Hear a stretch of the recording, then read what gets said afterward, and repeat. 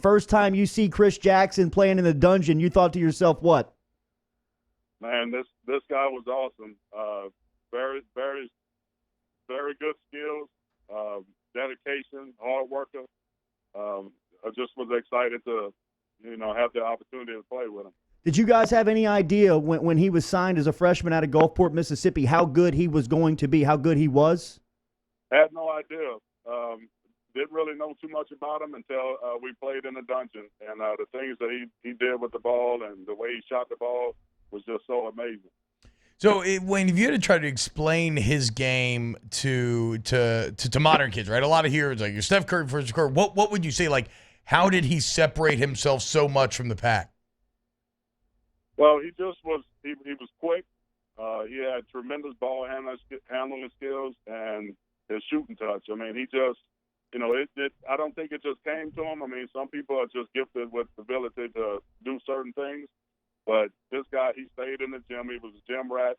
He shot good free throws because, he had to make 100 in a row before he left practice every day. So he just had the dedication, the hard work, and it all paid off for him. He had to make 100 in a row every day before he left practice.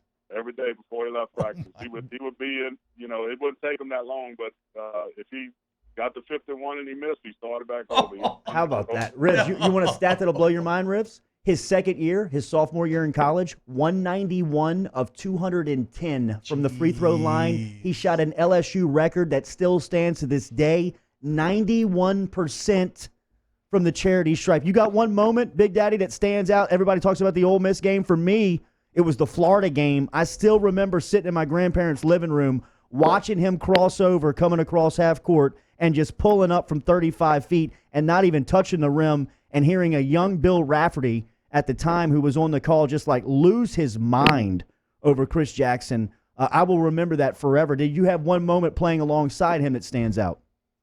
Well, one moment for me, I mean, it's a lot of different ones or whatever. One that sticks out to me is we played Ole Miss, and he had 55 and Gerald Glass had 50. And it was just, it was pretty much the whole game was one-on-one. And, you just sit back and you look at these guys go to work or whatever, and it just was amazing. The Florida game, it was a good game. I mean, it was so many games that he stood out to where, like the Florida game, we were thinking on the court, it's like, man, he's going to foul out all the guards that they have, because he just, I mean, it just looked like he was doing tricks, he just was playing with them. And that's just how his game was. It's crazy that I've seen stuff on YouTube where he teaches other kids, and some of the stuff that he talks about, it's amazing because he used to do that, just like looking the opposite way. And he said the defender's going to jump the way that you look, and then you just cross over and you go the other way, and they're all balanced. What was it like? What was it like being his friend, his peer, his teammate, and seeing the backlash, or I guess him being teased with the Tourette syndrome at that young of an age? I mean, like 18, 19 years old, you're still formidable. And to see him go through that, what was that like as a peer of his?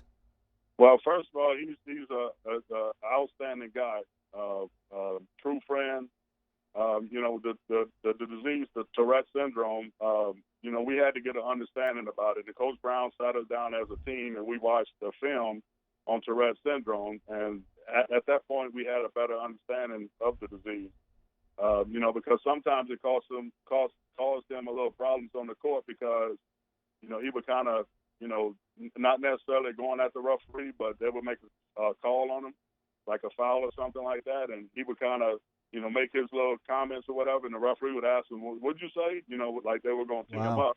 Wow. But Coach Brown did a good job of letting the SEC, the referees kind of understand the disease or whatever, and I think it helped him out because, he didn't do it intentionally. It just was the disease that he had.